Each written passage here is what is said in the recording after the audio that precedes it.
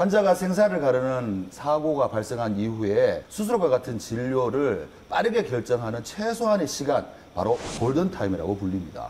교수님, 혹시 네. 2012년에 방송되었던 골든타임이라는 드라마 보신 적 있으십니까? 예, 본 적 있습니다. 어땠습니까? 사실 실제적으로 응급실에서 일어나는 일과는 조금 차이가 많이 있습니다. 그래서 그런 점을 좀 감안해서 봤으면 좋겠습니다.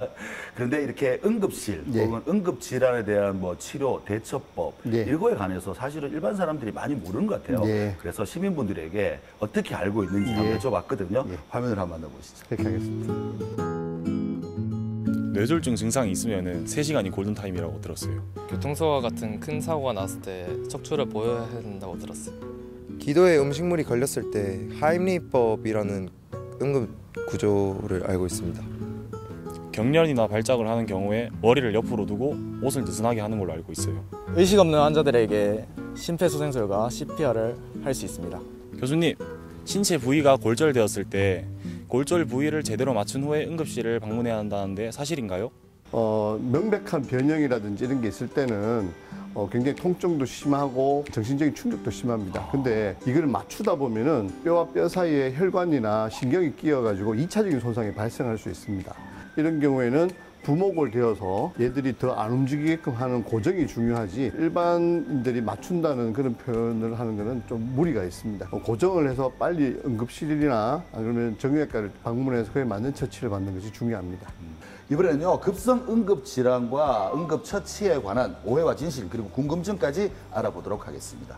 교수님, 네. 제 후배 이야기입니다. 네. 이 친구는 환절기만 되면은 급성 알레르기나 비염으로 인해가지고 네. 너무 고통스러워 하거든요. 근데 그래서 빨리 치료해라. 네. 그러니까 치료를 해도 좀 약간 효과를 못 보는 모양이에요. 네. 그런데 이런 이야기 들었습니다.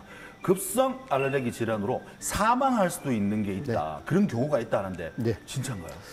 실제로 알레르기 질환으로 응급실을 많이 찾게 되고요. 그다음에 어떤 약물이라든지 아니면 음식 이런 걸 통해 가지고 급성으로 알러지가 일어나서 응급실을 찾는 경우가 있습니다. 그런 경우에는 일단 1차적인 증상은 몸에 반점이 나거나 입술이 붓거나 이런 증상이 나타나지만은 심한 경우에는 기도가 부어서 호흡이 마비가 되는 경우가 생깁니다. 그래서 그런 경우를 두고 우리가 말하는 아나필락틱 쇼크라고 이야기를 하고, 이런 경우에는 이제 응급실에 빨리 오셔가지고 그에 맞는 약물 처치라든지 아니면 술기를 해서 그 상황에서 벗어나셔야 됩니다.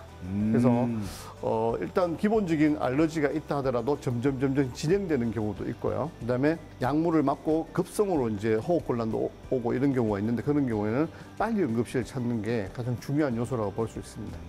이번에 궁금한 점은요. 예. 저는 어릴 적에 아버님이 매운탕을 굉장히 좋아하셨는데 저는 정말 싫었어요. 왜냐하면 자꾸 목에 가시가 예. 걸리니까 그럴 때마다 우리 할머니가요, 이런 예. 이야기를 합니다.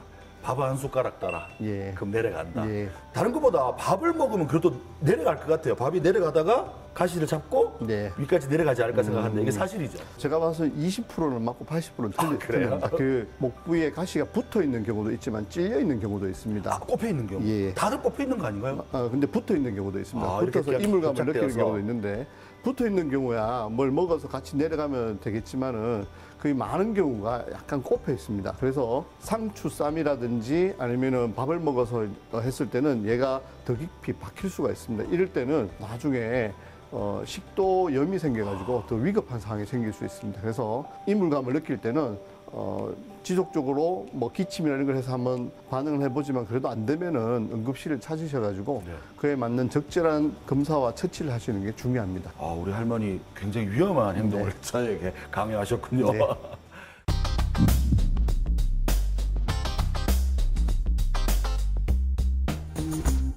언제 어디서나 누구에게나 발생할 수 있는 응급 상황, 이 응급 처치와 응급 질환에 관한 시청자 사연을 모아봤습니다. 교수님, 요즘 캠핑하시는 분들 굉장히 많은데 네. 캠핑을 엄청 좋아하는 30대 여성의 사연입니다. 며칠 전에 가족들과 함께 캠핑을 갔다고 해요. 네. 그러다가 사고가 났었습니다. 화상을 입었다고 네. 해요. 불이 나서 화상 부위에 옷이 신체에 붙었다고 하네요. 네. 이게 잘 떼어지지 않더라고요. 현장에서 겁이 나서 막 네. 떼어봤는데 듣기로는 화상으로 인해 눌러붙은 옷을 무리하게 억지로 떼어내면 안 된다. 이게 맞는지 궁금해하고 있습니다. 맞는 말입니다. 일단은 화상을 입어서 그 옷과 같이 피부가 붙어 있는 경우가 종종 발생을 하는데요. 네. 피부는 표피층하고 진피층이 있는데 얘들은 안에 있는 근육이라든지 혈관을 보호하는 역할을 하게 됩니다. 근데 현장에서 바로 그 옷을 확 벗겼을 때는 표피층이 벗겨나가서 진피층까지 손상을 줄 수가 있습니다. 그러면은 진피층에 손상을 주면은 흉도 질 수도 있고 상처가 더 오래 날 수도 있습니다. 그래서 이런 경우에는 그 상태 그대로 좀 차갑게 해서 응급실에 오셔가지고 가해라든지 아니면 어떤 특수한 물질로 해서 옷을 벗게 되는 게 가장 중요하다고 볼 수 있습니다. 이게 여담인데요. 화상을 입으면 네. 사이다를 부어봐라. 아, 또 어떤 분들은 김치 국물을 부으면 좀 괜찮다. 응급으로. 예. 이것도 맞는 말인가요? 틀린 말입니다. 화상 상처에 이물질이 들어가서 그 상처에 안 좋은 영향을 끼칠 수가 있습니다. 정제된 물이나 얼음으로 차갑게 하는 것이 가장 중요하고 네. 이물질이 있는 어떤 다른 물질이 안 들어가도록 하는 게 중요합니다. 이번 사연은요. 네. 산업 현장직으로 일하고 있는 50대 남성의 사연입니다. 이분이 작업장 기계를 다루는 직업이에요. 네. 그러다 보니까 항상 조금 주의를 좀 기울이고 있지만 네. 불안한 요소가 하나 있다고 합니다. 네. 혹시 기계에 손이 아. 끼어서 혹시나 이게 또 절단되거나 이럴 네. 때 너무 무서운 거예요. 맞습니다. 하지만 어쩔 수 없는 사고 상황이라면 응급처치가 필요할 것 같습니다. 그런데 이야기 듣기로는 절단 부위를 차가운 얼음물에 네. 담궈서 빨리 같이 네. 가면은 이게 붙일 수 있다, 접합할 수 있다는 이야기가 있더라고요. 이게 사실인가요? 일단은 절단되면은 굉장한 통증과 더불어서 환자 정신적인 충격을 많이 받습니다. 일단 안정을 시키는 게 우선이고 그 절단된 부위는 일단 마른 끄전에 약간 젖은 끄지에 감싸서 비닐봉지에 넣어둡니다. 그리고 비닐봉지 밖에 얼음이나 얼음물을 넣어가지고 그 얼음이 절단된 부위와 접촉하지 않도록 하는 것이 중요합니다. 왜냐하면 접촉했을 때는 그 부위가 동상의 어떤 효과로 입을 수 있기 때문에 그럴 수 있겠군요. 그래서 두 겹으로 포장을 해가지고 오는 게 중요합니다. 그게 가장 정확한 어떤 처치라고 볼 수 있습니다. 그 골든타임의 시간은 보통 어느 정도인가요? 예.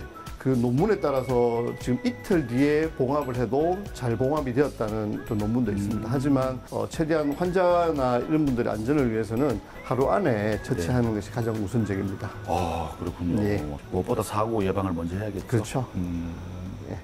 만나면 좋은 친구 MBC